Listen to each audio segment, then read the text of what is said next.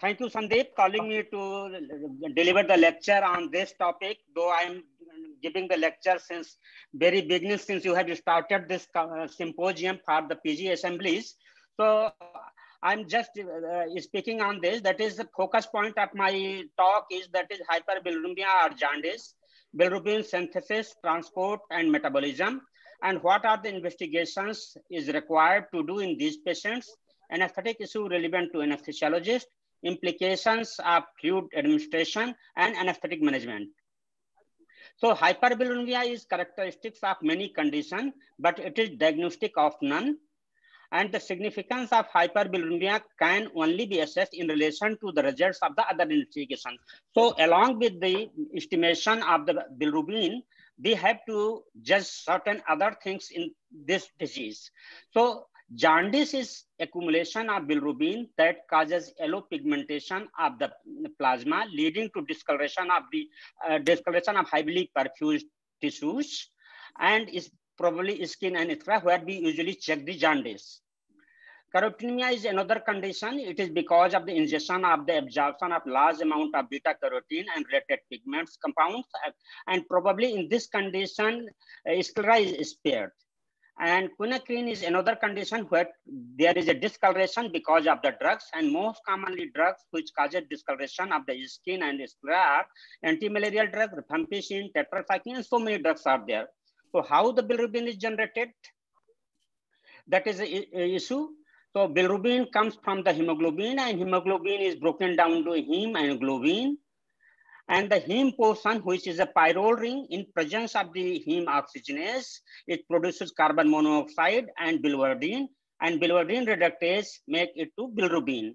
And this is the summary of that, how it is getting generated. And this bilirubin, known as an unconjugated bilirubin, it combines with the albumin is 1:1 ratio and transported to the surface of the hepatocytes, where inside the hepatocytes, this unconjugated bilirubin is getting conjugated by gluconidation, and conjugated bilirubin is formed. So this is unconjugated bilirubin, this is conjugated bilirubin, and then it is secreted in the gut. And to separate it from the unconjugated bilirubin to deconjugated bilirubin, here is gluconide is separated from the conjugated bilirubin, and this form of the bilirubin is known as deconjugated bilirubin. For this purpose, beta gluconidase enzyme is required, and it is produced by the intestinal bacteria. So in summary, that is heme produces unconjugated bilirubin. It is gluconidation occurs in the hepatocyte, then conjugated bilirubin, and it is formed in the gut. It is urobilinogen. Then some part is excreted through the feces as form of the urobilinogen, whereas urobilinogen getting absorbed and excreted through in the urine through as a urobilinogen. So in obstructive jaundice, that is there is obstruction in the biliary tree that may lead to increased intrabiliary pressure. Then there is a backflow of bilirubin into the bloodstream, and then deposition of bilirubin in the tissues, which causes yellow discoloration of the skin, sclera, and phloem.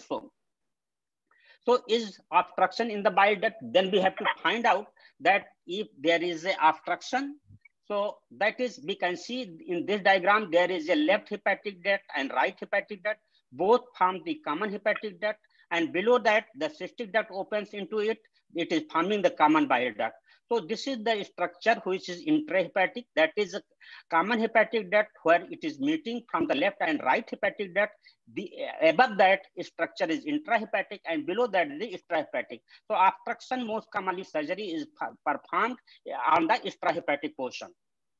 So once we are doing the surgeries, and intrahepatic obstruction may also be relieved by stenting or by PTBD, and so many techniques are available to decrease the biliary pressure in this area.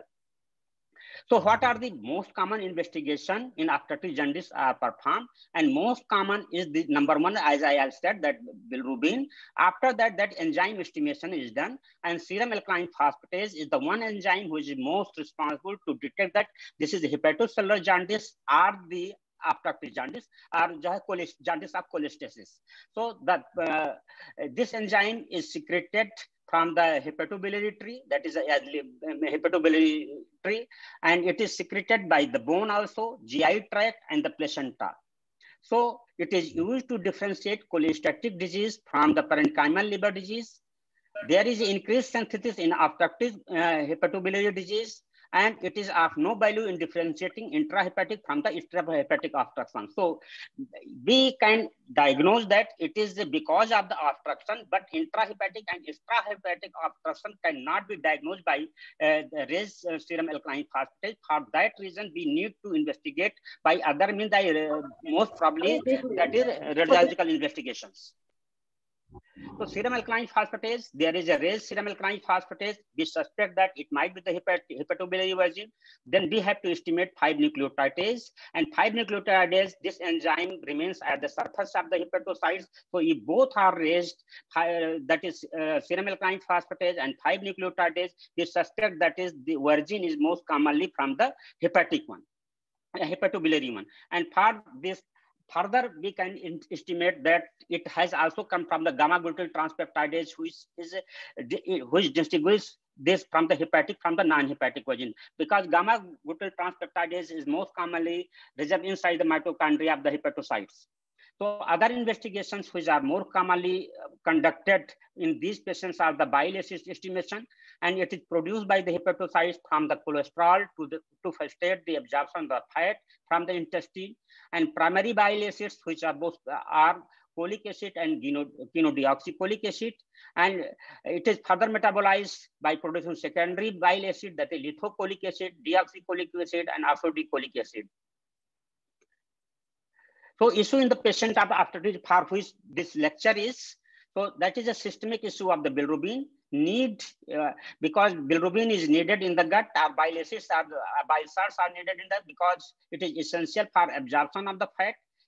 Fat soluble vitamins A, D, E, and K, and absence of the bile in the gut causes deleterious effect on the gut barrier integrity. So if integrity is disturbed, probably that may lead to the absorption of the toxins and bacteria to pass into the systemic circulation.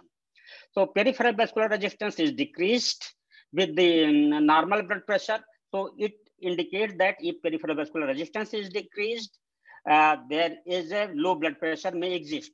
There is exaggerated hypotensive response to volume depletion. So these patients are very prone for hypotension, and most of the drugs which we use cause hypotension because they are very sensitive.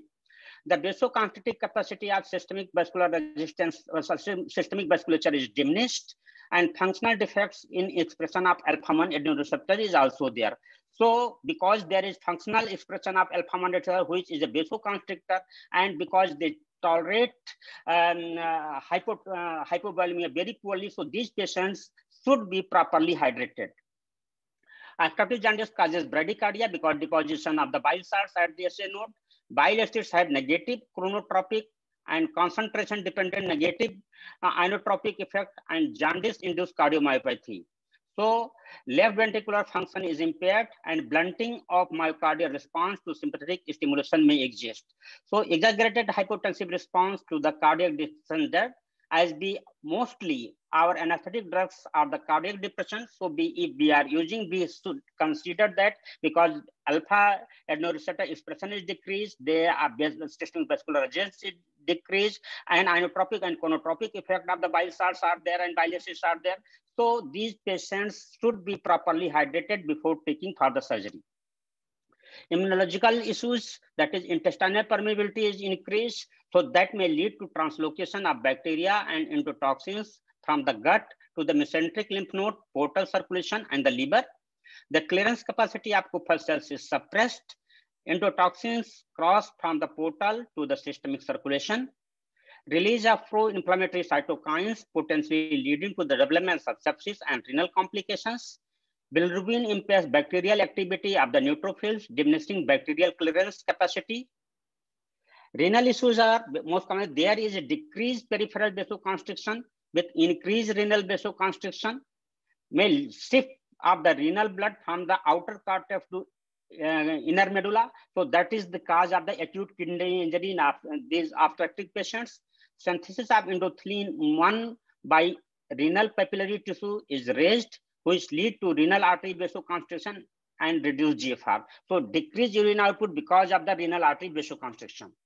There is enhanced synthesis of renal glomerular thromboxane A2, which suppress GFR and predisposes to acute kidney injury. Bile acids and conjugated bilirubin do potentiate ischemic injury rather than directly toxic. So the perception is that bile acids and bile salts are directly toxic to the renal tubules. It is not. That is, they potentiate the ischemic injury to the nephrons. So that is the cause of the development of acute kidney injury in such patients.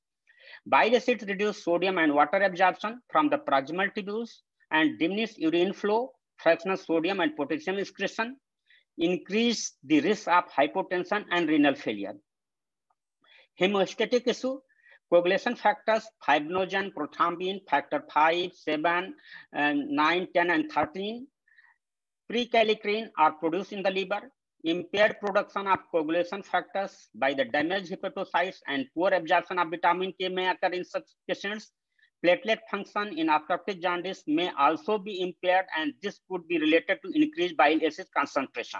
So that is the platelet dysfunction, and coagulation factors are affected because of the vitamin K absorption is hampered. So what are the risk factors once we are dealing such patients? That is, 1, hematocrit if less than 30%. Serum bilirubin concentration is more than 11 mg/%. The presence of malignancy, serum creatinine concentration more than 1.4 mg/%. Serum albumin concentration less than 3 g/%. Age older than 65 years. Serum aspartate aminotransferase concentration more than 90 international unit per liter. Blood urea nitrogen concentration above 19 mg/%. So independent risk factor are, that is, hematocrit less than 30%, initial plasma bilirubin more than 1200 micromole or 11 to 12 mg/%, and malignant obstruction. Seeing that patients with 2 of the 3 factors have a 30% risk of mortality in post-operative period. And out of these 3, we can see that 2 are modifiable factors. That is hematocrit less than 30% and the initial plasma bilirubin more than 200 micromole per liter. That is the 11 to 12 mg/%. So that is, if hematocrit can be increased and the bilirubin concentration can be decreased by the stenting or the PTBD or whatever the mechanism we adopt, so at least we can decrease the mortality in such patients. If time is permitting, so these measures should be adopted. The goal of the therapy to remove the obstruction and to treat the jaundice, to restore the normal body weight. General management is to give the vitamin K 10 mg intravenously daily for 3 consecutive days, which actually corrects the prothrombin time because it absorbs and coagulation factor is corrected. Other pharmacological agents which are used, that is phenodeoxycholic acid, increases bile salt secretion and decreases cholesterol secretion. Also, ursodeoxycholic acid transport the cholesterol in the liquid crystal form and stabilize the canaliculi membrane of the hepatocytes. And it dissolves a stone of 5 to 10 millimeter in 12 to 24 months. If time is permitting and that is single stone, this may be tried. Tonoctine is another drug which is infused through the teat tube and it dissolves the single stone. Other pharmacological agents are cholestyramine because obstructive jaundice may cause pruritus. So it is a first-line medical treatment of cholestasis-induced pruritus. Bile acid sequestrant, which binds bile in the GI tract and prevent the reabsorption and remove bile acid from the body by forming insoluble complex with bile acids in intestine, which are then excreted in the feces. Non-pharmacological management are the weight management, balanced diet, and increase in the physical activity if time is permitting. So weight management, that is, we have to reduce and bring the patient in the ideal body weight, and physical activity to be increased. Renal prophylaxis, patients should be kept well hydrated because they tolerate hypovolemia very poorly. During the fasting period for any procedure, parenteral fluid should be administered. Nephrotoxic drugs, particularly aminoglycosides and non-steroidal anti-inflammatory drugs, should be avoided. And this study says that post-operative renal impairment in obstructive jaundice patients occurred in quarter of the cohort studied despite adequate volume expansion. It has been seen in the studies that even we expand the adequate volume, plasma volume, is still 1/4 of the patient used to develop acute kidney injury. Fluid input-output chart in such situations should be maintained properly. Blood urea, serum creatinine, and electrolytes to be monitored daily. Intravascular volume expansion is done. Reduction in renal blood flow and renal ischemia have been regarded as center for the pathogenesis of acute kidney injury in obstructive jaundice patients. Fluid therapy has been regarded as essential to maintain cardiac output, renal perfusion, and oxygen delivery, as well as encouraging diuresis and diluting nephrotoxins.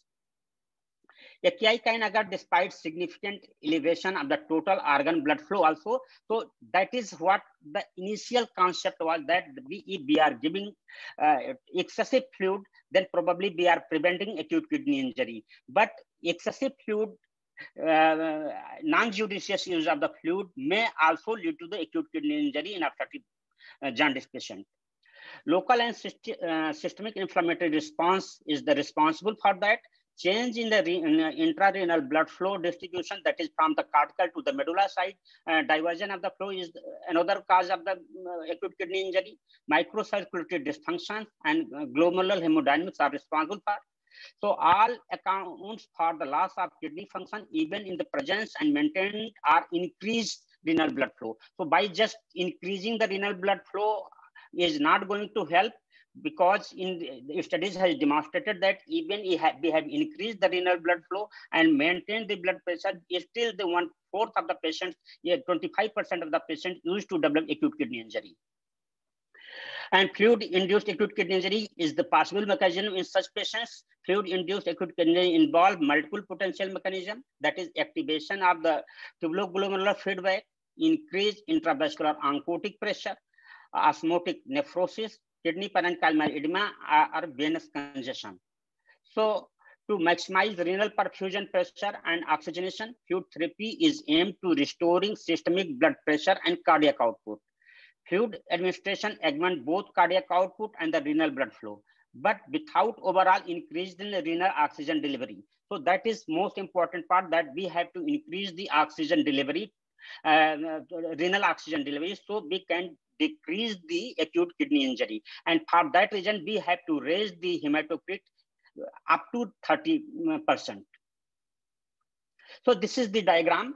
That is how the GFR is made. So that is the 3 pressures particularly responsible for acting as, that is the hydrostatic pressure and pressure in the Bowman's capsule and the oncotic pressure. So that is the hydrostatic pressure which is responsible for the filtration.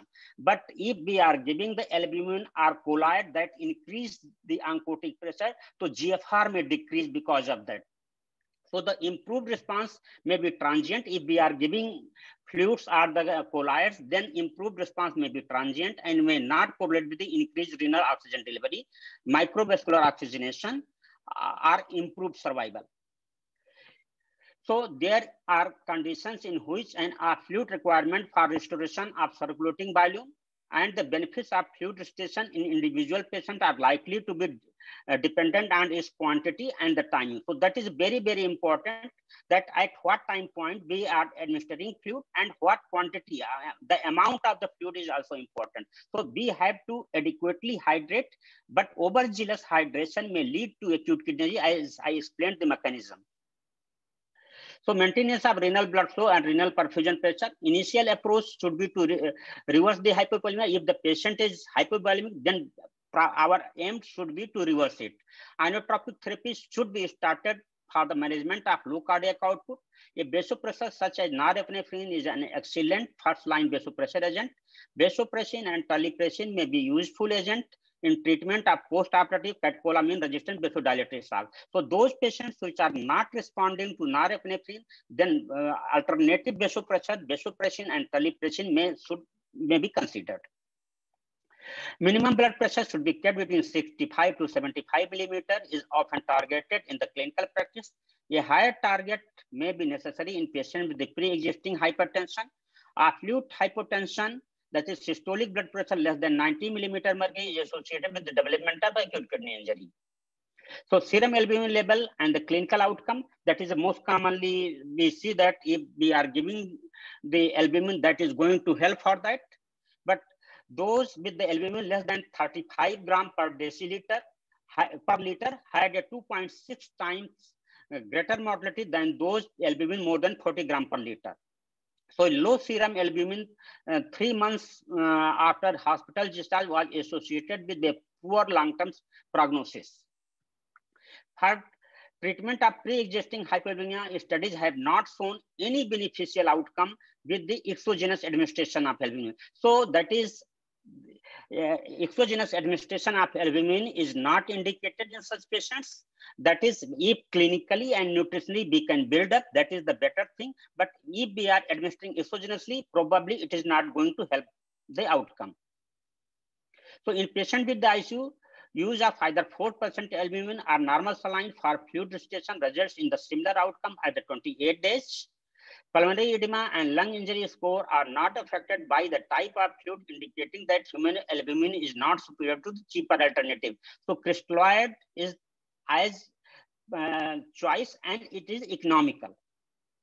So 3 clinical situations where most commonly the albumin is effective, that is spontaneous bacterial peritonitis, hepatorenal syndrome, and post-paresthesis syndrome, where we are taking out the ascitic fluid or pleural effusion, we are typing more than 5 liters. So in such situation, albumin is effective, but in other conditions, in the liver disease, the albumin is a not beneficial option. So role of pharmacological renal protection. Currently, no drug therapy exists that has proven general protective properties against the development of acute kidney injury in perioperative setting. Vasodilators are supposed to have protective role in the maintenance of renal tissue integrity by preserving the renal blood flow. Phenoldiazepam, it is the precursor of the dopamine. It dilates renal and splenic vasculature. More significant reduction on the serum creatinine value than the dopamine. It increases the renal dopamine, it increases the renal blood flow, increases the GFR. But in 61 trials that randomly assigned nearly 3,359 patients, low dose dopamine offers transient improvement in renal physiology, but no evidence shows that it offers important clinical benefit to patients with or at risk of the acute renal failure. So administration of dopamine has no role in protecting the kidneys. Probably whatever the benefit we are seeing, it is a form of the vasopressor. So it is increasing if properly patient is properly hydrated, and we are giving the vasopressor, probably it is increasing the mean blood pressure, which is increasing the perfusion of the kidney. So that is the effect that can be seen in any of the vasopressor drug. Role of the osmotic diuretics acts primarily on the loop of Henle and proximal tubule by extracting water from the intracellular compartment, expands extracellular blood volume, decreases blood viscosity, and release of renin. So increase renal blood flow and decrease medullary tonicity. So that is the concept how the osmotic diuretics work. So mannitol is the most commonly drug used. The theoretical basis is that mannitol acts as an osmotic diuretic, increasing tubular production of the urine. Treatment with mannitol has been subjected to only a single prospective trial, which failed to demonstrate significant benefit. So mannitol, renal protection afforded by mannitol may be due to the removal of the obstructing tubular cast, which is present in the renal tubule, dilution of the nephrotoxic substances in the tubular fluid, reduction in the swelling of the tubular elements via osmotic extraction of water. Mannitol increases renal blood flow and acts as a free radical scavenger as well. So in retrospective study of 24 patients admitted to the ICU with the rhabdomyolysis, what it has been treated in the mannitol, that is 15 patients saline and bicarbonate and mannitol, and 9 patients given saline only. And no benefit of mannitol use compared to the aggressive hydration. So use of mannitol cannot be scientifically justified in absence of adequately powered randomized control trial, and once we are using mannitol, we should consider that patient is properly hydrated. So hydration is one of the main key in protecting the acute kidney injury in obstructive jaundice patient. The role of mannitol is equivocal. Loop diuretics convert oliguric acute kidney injury to non-oliguric form and decrease volume load in the acute kidney patients. Furosemide is the most common drug of this class. A recent review has concluded that loop diuretics were neither associated with a better recovery of the renal function nor improved survival rate. Another, that is lactulose, is synthetic disaccharide, also has anti-endotoxemic effect, protects kidney. It is comparable to that of the sodium deoxycholate. So attention should also be given to protect the intestinal barrier function before, during, and after any intervention for the relief of the obstruction of the bile. So because maximize additional surgical trauma, if we are doing any intervention, then it maximizes trauma. And in such situation, antibiotic prophylaxis should be administered in such patients. Adequate fluid replacement to prevent visceral microcirculatory disturbances should be done. Early enteral nutrition to improve microcirculation, prevent mucosal atrophy, and provide important nutrients for enterocytes. Anesthetic management, that is, there is a impaired hepatic synthetic function and derangement of other hepatic functions. Hypovolemia impairs drug binding and metabolism and elevates free serum drug level. Obstructive jaundice has no effect on the pharmacokinetics or pharmacodynamics of propofol, but awakening concentration of desflurane is decreased. So that is, we have to provide lower concentration. Of all inhaled anesthetics, halothane is associated with the greatest risk of hepatotoxicity. Isoflurane has fewer effects on hepatic blood flow and less hepatic metabolism. Sevoflurane and desflurane has less hepatic metabolism than halothane and eflurane. So whatever that is isoflurane, desflurane, or sevoflurane, whichever is available, all inhalation anesthetics are safe except the halothane. Morphine, pethidine, and fentanyl are known to cause spasm of sphincter of Oddi and increase biliary pressure. Fentanyl is the preferred narcotic, though remifentanil is the preferred and choice of opioid, but it is not available out in country. So among all the opioids available, fentanyl seems appropriate. The dosage of these drugs should be decreased by the 50% because these patients may likely to have the acute kidney injury or the excretion of these drugs through the kidney. So if we are using morphine, pethidine, or any other drugs, probably we are prolonging the half-life of these drugs in the system. And these metabolites are also active. So these drugs dose should be decreased to 50%. The effect of neuromuscular blocking agents may be prolonged in patients with the liver disease because of impaired biliary excretion. Atrachoria, cis-atrachurium is recommended as the agent of choice. If we have to choose between the atrachurium and cis-atrachurium seems to be better because it has less histamine release, and at the same time, it produces less laudanum, which is convergent in such patients. Catecholamine and other neurohumoral responses may be impaired.